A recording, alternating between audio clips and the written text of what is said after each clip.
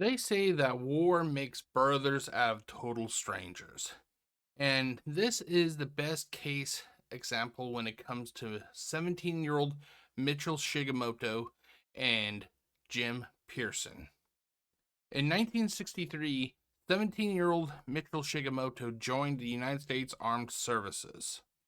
He decided that he wanted to join the 173rd Airborne Division, which had the distinct reputation of being, I think it was the only division that actually did air jumps into Vietnam. However, due to the way Mitchell Shigemoto looked, due to him being part Asian, he suffered severe mistreatment from some of the people in his armed service detachment, I guess you could say.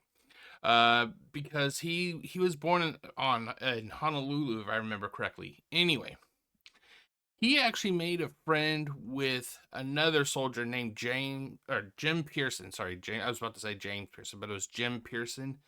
And those two people actually formed a very nice friendship. That friendship even carried these two friends all the way through the war in Vietnam. In this very special Veterans Day 2025 installment of Unsolved Mysteries Commentary, we are going to watch as Mitchell Shigemoto went on a journey to try and find his long-lost friend, Jim Pearson. My name is Jeff, aka GCurse, wishing you all a great Veterans Day, and welcome to the latest installment of Unsolved Mysteries Commentary, The Case of Jim Pearson.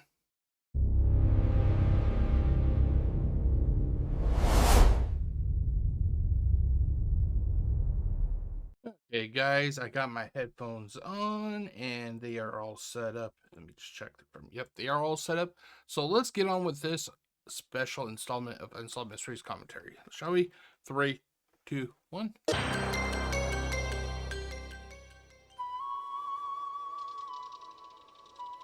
Okay, the one thing that comes to mind right away is that opening, that little theme that you hear in the background. I think they used that theme or that sound they used it for, if I remember correctly, the Aztec lines or Nazca lines. Sorry, Nazca lines, and I think they even used it for a couple desert scenes when it came to like lost treasures. Unsolved Mysteries, they kind of had a habit of recycling some of their more popular themes. To natives of Oahu in Hawaii, the exotic is commonplace. Most of them would probably drive right by the farm that Mitchell Shigemoto and his wife Connie run and never give it a second look. Fed on the chickens, I think we overfed them. Thank you. A passerby would never guess that Mitchell Shigemoto has a story to tell. In fact, has an unsolved mystery that he hopes our viewers can help solve. Back in 1960.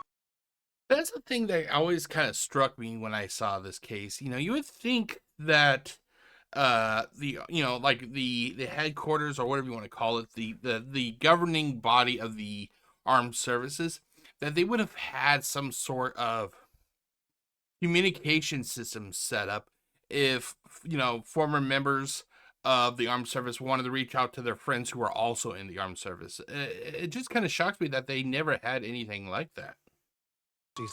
Mitchell was a 17-year-old volunteer in the United States Army. He was 5 feet 4 inches tall and weighed 110 pounds. Nevertheless, he signed up for the demanding 173rd Airborne Division. Wait a minute, I'm only like, I think I'm like almost 5'8", so I'm actually not that much taller than Mitchell Shigemoto was, or is. Since you ladies don't know how to march, we're gonna take a little run. Mitchell was the smallest man in basic training and the only Asian American in his company. From the start, he faced an uphill battle. Due to my size, I was told that I could never make it being a paratrooper. So See, that's the problem that they have. They judge the guy by his height. They don't judge a person by their heart. Like the person may be the shortest of people on the face of God's green earth, but if they have like what's in their heart, like their conviction, everything, that's what they should really look at. Just not like what their height is. Itself gave me the incentive to try harder. We started like maybe with about 800 men, and the graduating class was maybe less than 300. So, you know. So they lost over 500 possibly. Wow. That tells you what kind of training and everything it was.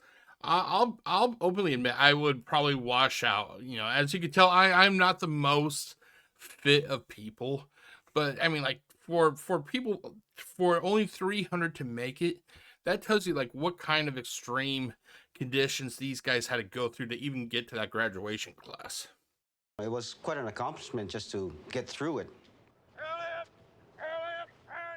It was tough being a part of the 173rd. It was clearly an elite airborne unit with its own special esprit de corps, created specially to go to Vietnam, first to be deployed by helicopters in combat, and the only combat unit to make a parachute combat jump in Vietnam. Can you imagine what it'd be like having that on your little battle record, you know? That you could probably say, hey, not only am I tough, I'm actually tough enough that I was in the only unit that did air combat drops into Vietnam. Whereas everybody else was coming in like via land, via bridges, on the water and whatnot. These guys were actually coming in from the air, and they're possibly, you know, facing the thought of being like shot down when they would go to make these drops. These guys are fucking tough. In February of 1964, Mitchell Shigemoto became a full-fledged member of the 173rd. The unit was stationed in Okinawa before transfer to Vietnam. Mitchell was all too aware of his physical resemblance to the enemy. That's where I initially started getting some problems, because at that time in the Army, we got paid once a month. And we got paid in cash, and I put the money away, and somehow, one way or another, it got stolen from me. See, this is the one thing about me. You know, ever since when I was a young child, you know, when I was a young child, I was a big boy like I am now. It isn't like me being big is something that happened over the last couple of years. No, I've always been like this. So I've had my fair share of, you know, of people taunting me and everything because of my size. Hell, there's times that I even still get that shit on YouTube. The thing is, dealing with that stuff since the 80s, it kind of built what I like to call, it's like my version of the Iron Curtain, basically. Like, people will say, oh, you're fat, and it literally just hits me and bounces up. Bang, bing, bing, bing, bing, bing, bing, bing, bing. You know, it doesn't fucking bother me. The one that I really kind of used to love was people were fucking stupid enough that when I was in elementary school, that they would actually refer to me as E Honda from Street Fighter. Apparently, they didn't realize that E Honda was an awesome video game character, so I kind of took that as a compliment, you know. Well, Jeff, he's a sumo wrestler. Yeah, but he's in a video game, so that's fucking cool. Anyway, since, you know, like I said, since I had, you know, people always kind of taunting me about the way I look and everything, I think I would have been the type of person that would gravitate and kind of protect Mitchell because of the way he looks, you know. Like, I would make it known to the people in the barracks, like, hey, this guy's my friend. If you have problems with him, then we're going to have to go a few rounds. It was common knowledge around the barracks that Mitchell was being victimized. Only one soldier stepped forward to befriend him.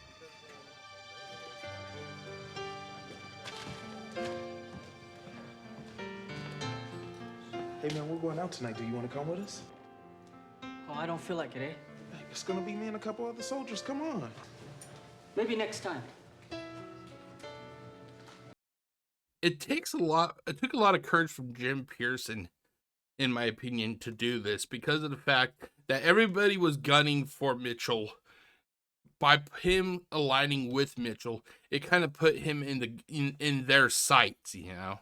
So I think I gotta give the guy a lot of credit. He did something that a lot of people would not do, and that was offer a friendly hand to somebody that a lot of people hated. He risked becoming something like another target, yeah. And I gotta give the guy credit. That's pretty cool of the guy, if you ask me. He knew that I didn't have any money. On his way out, he dropped a 20 on my bunk and just left the barracks. It really caught me by surprise. I was thinking, like, he must be quite a person to even be generous enough to help out a person who's basically a stranger yet, you know, because I was fairly new there. I didn't get to know very many people yet. We're gonna have fun. In time, Mitchell became a regular in James Pearson's group of friends. They went everywhere together. That's the one thing I can say. At least, you know, he was able to start, you know, spreading his wings. He didn't, you know, he did not let the mistreatment that he got, you know, during his stay there, he did not let that control him. You either let your enemies define you or you define your enemies, basically. In Okinawa, there's this black section of town they call Four Corners. And I used to go down there with him and feel comfortable. And we could sit down and listen to the music. And as long as they knew that James was my friend, I had no worries at all. See, even though I understand why he said that, the one thing if I was there at that time, not only would I be, like I said, I would make it known that, hey, this guy's under my protection. He's my friend. You mess with him, excuse me, you mess with him, we're going to be going rounds, you know. Not only would I be doing that, but I would also want to try and help him gain that confidence in himself, you know, and that confidence not to be not a villain, but a victim. And that's something I do with the students I work with every day. One of the goals I always have is to try and help them build that self-confidence. I have worked with all types of students. I've worked with students who are very outgoing and everything. But the ones I take a lot of pleasure working with are the ones that are very closed up. They're very closed up, but by the time they're done and they graduate the program that I work in, they're very outgoing. So I take pride. I take pride in being able to help those who are kind of nervous and scared. I take pride in being able to help them be able to attain their goals, and while they're able to spread their wings also. In May of 1965, the 173rd Airborne shipped out to Vietnam. At the front, Mitchell's Asian heritage became a major problem, and his friendship with James was more important than ever. I remember. Okay, this scene here pisses me the fuck off. I know you can't really see it due to the, you know, this having to be a little bit transparent and everything. Mitchell comes across a cook who basically treats him poorly, and I'm glad Jim Pearson was there because I'm wondering what could have happened to Mitchell. You know, One particular incident when we came back off of an operation to our tent city, and that's our chance to get hot meals. One of the guys who was serving, he didn't want to serve me, so when I got in front of him, I just stood there and he just looked at me and said, "Move on, Jap." Hey, you got a problem? Yeah, I don't serve zipper heads. Let's go. You want to go? Come on. Come on. What's the problem? see, this is where I would have stepped in. Also, I would have been like, hey, what's the problem? Well, no problem. I'd be like, you're damn right there's no problem. You're the cook. Feed the soldiers. You have two choices. Feed the soldiers, or you're going to be eating that fucking ladle. Why don't you just do your job and serve the soldier? All right, just relax, okay? No. You relax. Or it's gonna be me and you. All right. I like this. I like this. This helps shows Mitchell Shigemoto that not only does he have people that will watch his back, but also helps kind of hopefully build that self-confidence that he desperately needs. The business of being an Asian American Are you all right, man? in combat in Southeast Asia is probably beyond my capacity to really understand it. We were killing people who looked just like Mitch. And I don't know how he dealt with that. It must have been extremely difficult for him. It's a burden that many of us didn't have to deal with, over and above the burdens of, am I going to be killed, maimed, what's going to happen to me today?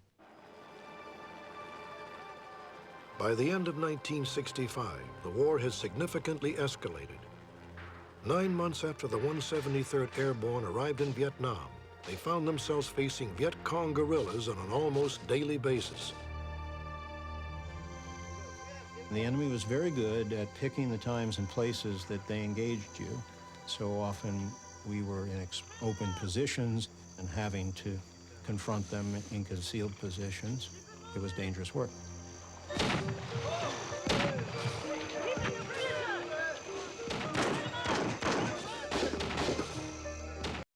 See, this is where I disagree with, the way the war is carried out. They were kind of going into this area, at least in my eyes, they were kind of going into this combat zone blind. What I would have done is, if this was my army, let's just say this was my army. If I knew that my soldiers were going into this area, that they could have been attacked, that there's like trees, tall grass and all that, I would have ordered that entire area be burned. Burn it, burn it, burn it. Whatever's left will be dead or wishing that they were dead. Then, once everything, all the tall brush has been burned away, then I would send the soldiers in. That way they can at least see what is out there waiting for them.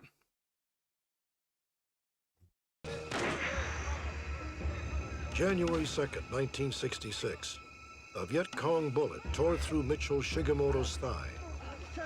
James was immediately by my side. There was one sniper that was keying in on us. James took a position right in front of me, just like he was trying to block off the shots. That is a true friend, if you ask me. That is a true goddamn friend.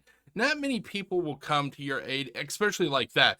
Somebody's shooting at you, and all of a sudden that your friend is willing to try and put themselves in front of you to act as a shield. That is a sign of a true guy right there, if you ask me.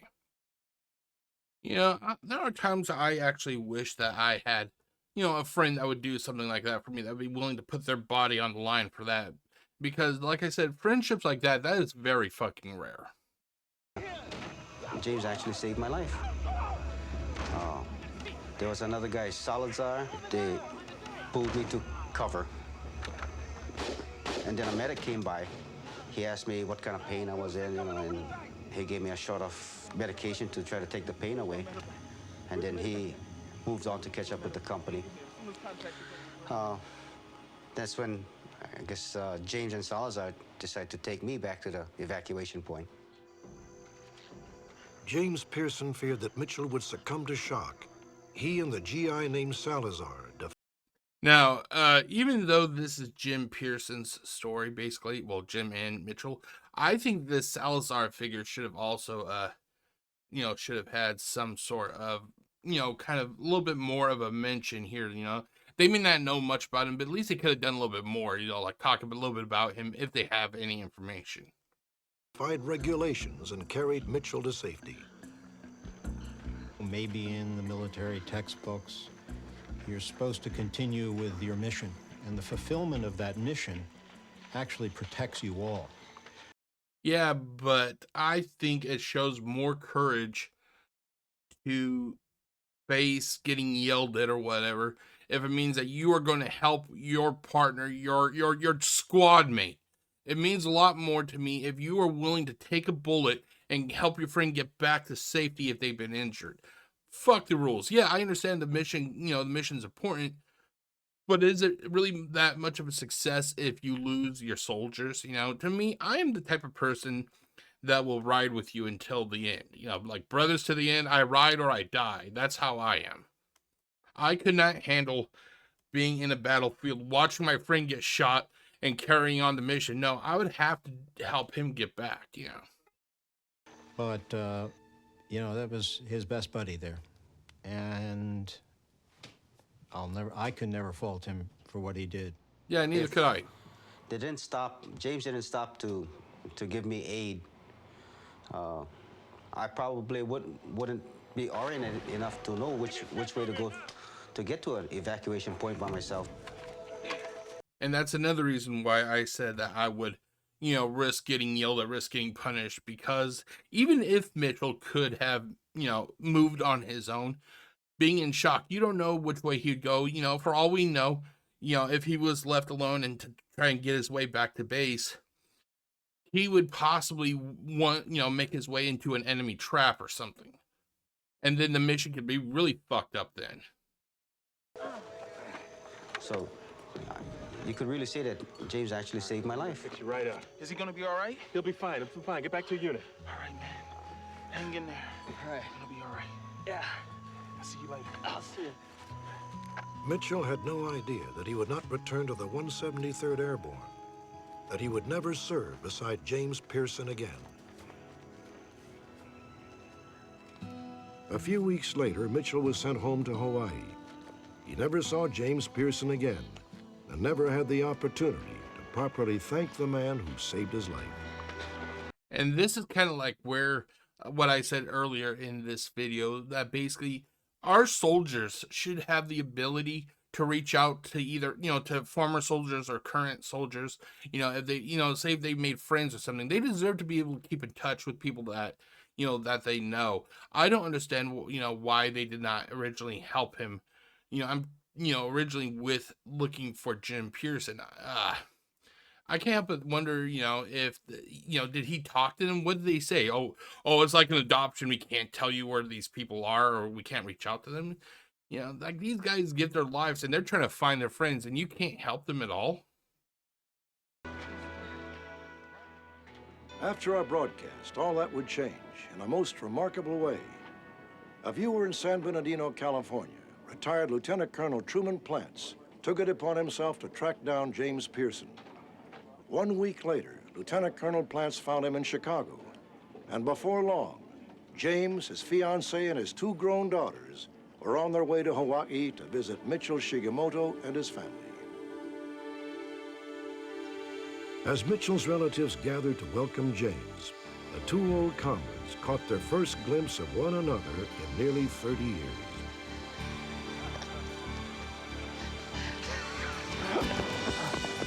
Mitchell. How you doing, man? Great. It's great to see you. Great to see you. Still look the same. It was complete, total joy. Happiness. Just great to see you. I had to compose myself, and it was just completely overwhelming. Thank you. And unbelievable. Connie, how are you? Mitchell's wife, Connie, greeted James in traditional Hawaiian fashion.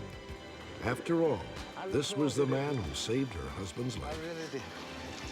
And who is this one? The bottom line, I wasn't going to leave him out there alone under those conditions. I couldn't have did it. Well, regulations permitted it, rules permitted, or not. I just couldn't have did it. And see, that's why I like Jim Pearson. He was willing to say, screw the rules. He had to make sure that this guy got back safely. I respect him for that. It took a lot from a real special person to do something like that. And my wife, she, when she heard that story, she made it a point to try to locate him, with no success until we found you guys. That's my next objective. Okay. James spent a full week in Hawaii with Mitchell. The 2 of them never stopped talking about the past and the future, planning the time when they would see each other again. Mm-hmm. So how's it feel to be back together? They haven't come up with that word yet. When they come up with that word, I'll write you and let you know. But there's no word for this feeling, for right now. They haven't come up with that word.